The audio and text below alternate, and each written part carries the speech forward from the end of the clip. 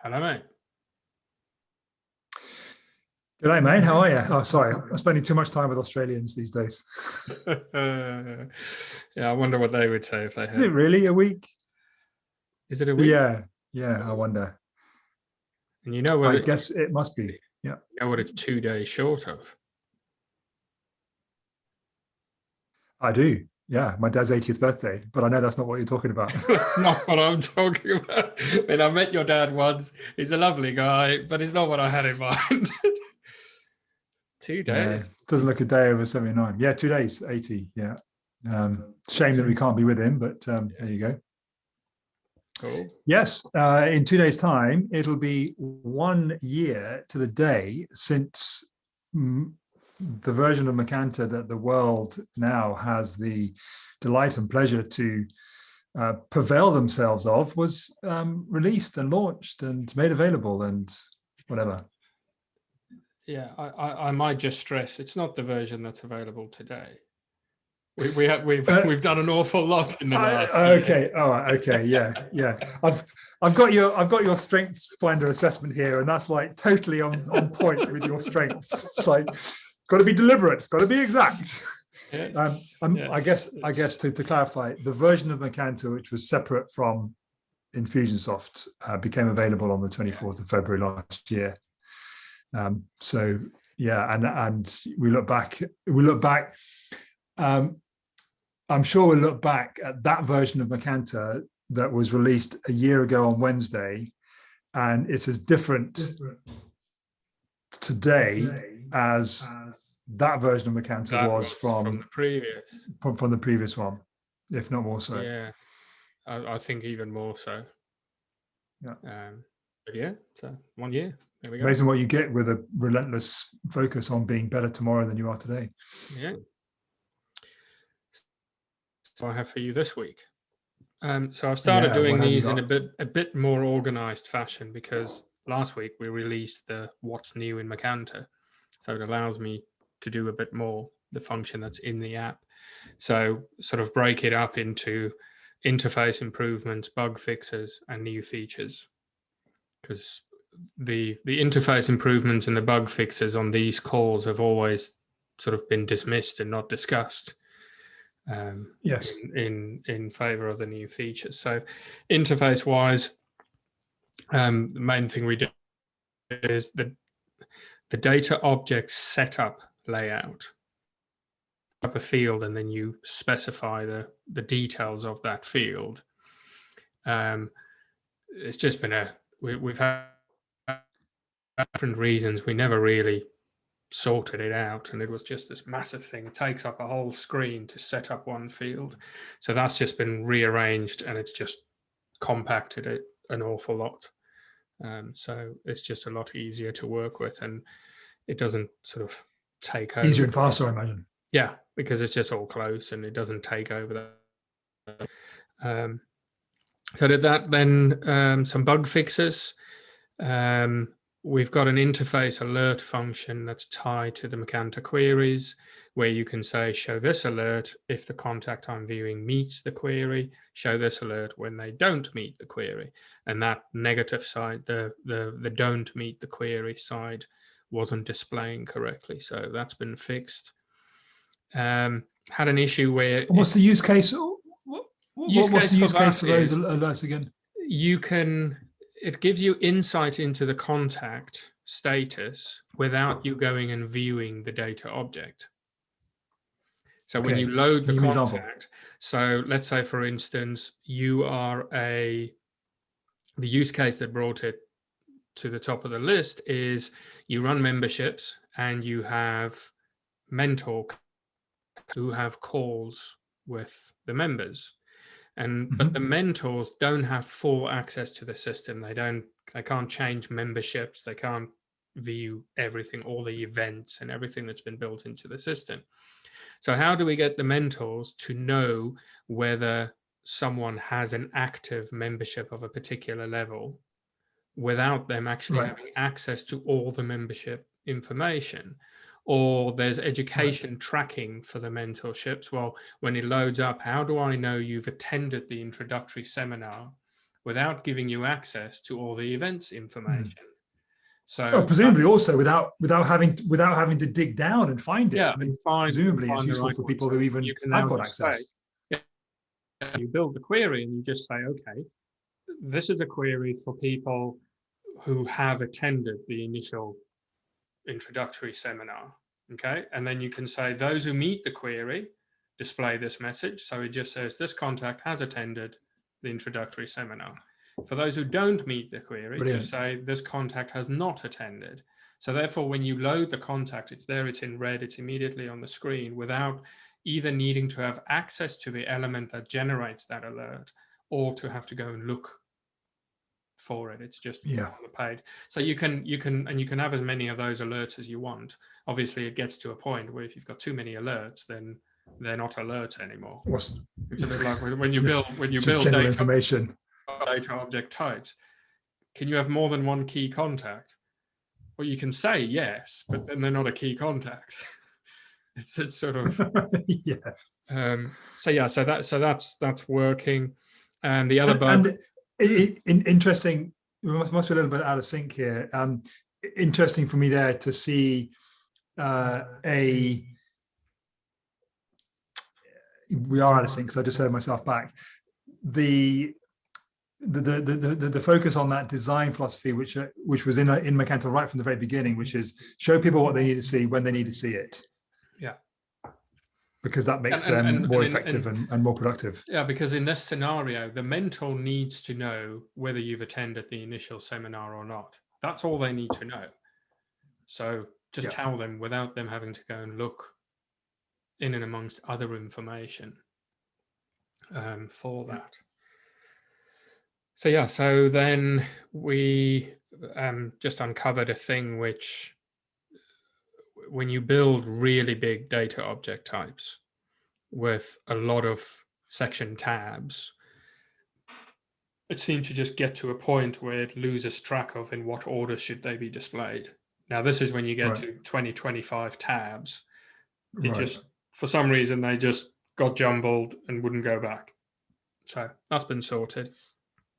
And then the other one, which you actually highlighted, was when you edit a data object from the workflow board, specifically FireFox, it wouldn't load correctly. You couldn't edit it. Works perfectly fine in Chrome, loaded in Firefox, and wouldn't go. And if you're doing it in Internet Explorer, why? Don't tell me, because I can't do anything about it. I can confirm that does work now. Yeah. So then new features, a couple of them. The one is truncated field labels. So now I'm going to try and describe this without you being able to see it.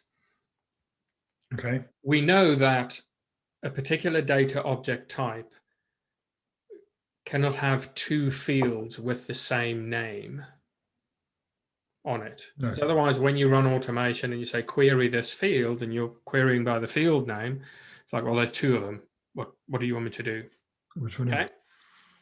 So, but then we have a scenario. Let's say, for instance, you are a mortgage broker and you have to gather information of my financial status. And it's okay, I want to know what vehicles you own, and I need to know from a loan perspective, what have you got any car loans on your record? So who's the lender? How much is it for? When's it due to be finished by? And with the mortgage you're getting or the finance you're getting, are you planning on paying that loan off? Now, I need that for as many cars as you've got. In some scenarios, it's appropriate to have cars or car loans as a data object type. In this particular scenario, it's not. It's just got to be, well, what are your car loans? I want to fill in a list of your car loans with. So therefore, I don't want to get into it where the interface says car loan one lender, car loan one this, car loan one for the 5 fields, and then car loan 2, car loan 3. It just becomes a real mess, and it's really difficult on the eye to work in that. So what we then came up with is name the fields that. So I name it car loan 1 lender, car loan 1 amount, all of those. But then I can use my subsection title to truncate the values. So as long as all the ones that is for car loan 1, I put in the subsection. When it displays on the screen, on the interface, it says car loan 1 at the top, and then it just says lender, value, due date. Is it all the ones that's car loan 2 in car loan 2 subsection will still just say lender, value, date. Is it to be paid off or not? So you've got the unique fields in the database which you need for the automation. You can have the same field title used more than once. So just to double check, I understand then that whatever the field name is prefixed with, if that prefix is the same as the subsection name in the section of the tab, then it just won't display it. Yeah. Ship it out. So it'll still use it in the merge tags, it still uses it in the automation and everything, but display to the user, it's a truncated field name just with a bit you actually care about. Beautiful. So when you hear it like that, it's like, yeah, that makes sense. That's obvious. Yeah. And then the other one is notification center. So I thought this might be on. We all know about in-app notifications. So we've implemented it into Macanta, but we obviously have to allow for the way that Macanta does these things in the Lego blocks. It can't just be blanket. So there's more to come, but to begin with, there is a default notification functionality on a per user basis, both as in-app notification and the notification center that lists out your notifications on relationship. Whenever you as a user is given a relationship to a data object, you'll get an alert. So this is great if you run a sales team, if you attach me to an opportunity, I get an alert that there's a new opportunity I've been attached to. If it's a support alert, I'm now responsible for that support ticket or whatever the case may be. Nice. So for instance, in our business, the opportunity at a certain stage, I get attached to that to the opportunity as a Clarity Call host. Well, I can now get a notification when that happens for any of those. And then the other side is the Lego bricks, where we've now got inside automation, there is a user actions section where again, okay, here's a payload. It's a notification, and this is what the notification says, functionality, everything. Again, I can choose, like with notes and tasks, is this notification being generated for whichever user has a specific relationship to the data object, or is it being generated for a specific user? So you can have that, right. And then obviously this notification is up to you, and then that becomes the same as a webhook action or an email action or a notes action. Any of those, you can then wherever you need in your process, you can have alerts and in-app notifications going out, and then on the notification center there's a list. You can mark them all as noticed or one at a time that you've dealt with them, and then we're also building a deep work functionality into it. A bit like the Max Do Not Disturb. In your notification center, you can go and select a drop down and say, for the next hour, I'm doing deep work, leave me alone. So for that hour, the notification center will populate. You just won't get the in-app alerts. Nice. For it. So you can just pause it for that hour and then carry on.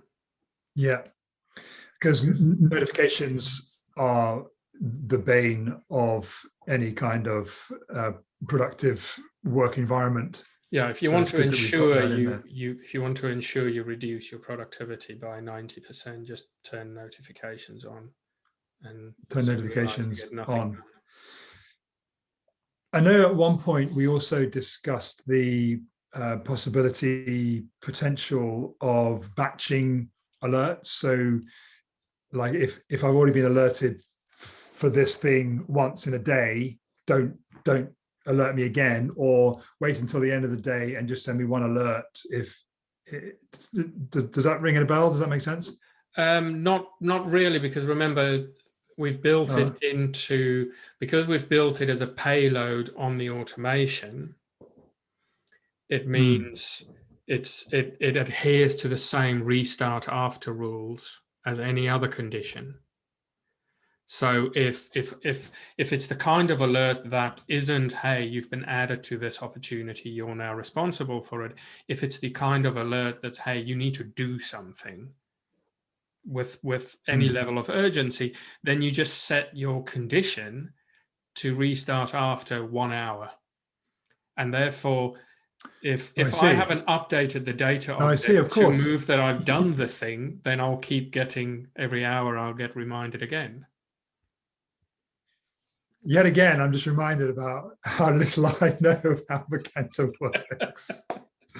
Of course, the restart after is the way of batching it. So if you say restart after 24 hours, once I'm alerted, I'm not going to get alerted again for 24 hours. So we've already taken it. It's so brilliant. And it allows you to build the urgency in, because if as the admin of the app, or the employer or the team leader, if I need you to take action, I can set the restart after to be 15 minutes. And if you've not done it, it'll just alert you again. And go and do that. If you say, yeah, I've seen the alert, well, if you don't go and take the action. Okay, and take the action means probably, or well, almost certainly changing something about the data on the data object, which would then change the criteria, which means that the trigger action won't happen, which means the user alert won't become. Just hearing you describe it there, I now realize how and why it got to the top of the development priority list when it did, and I'm actually amazed. In my mind, it's always been, I've always perceived it to be like a really big chunk of development, like multi-week, but it hasn't been, has it? It hasn't, and it's that you say, oh, you can understand why it got to the top of the list. When I saw the progress we're making with it, I just kept thinking, why didn't we do this 3 months ago?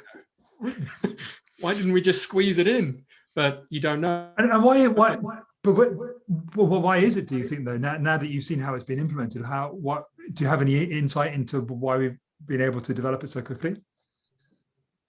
I think it builds so much on existing building blocks, existing infrastructure. There's very little of the functionality, and by functionality I mean the code functions that sit behind it. There's very little of that that's new lines of code. There's much more new interface aspect than there is actually functionality that's running behind it. So the creating of the functions and the solution really quick. The longer piece has been the interface, is to display it all. But no, now that it's there, it's great. And is it in the wild now? Is it live and ready to?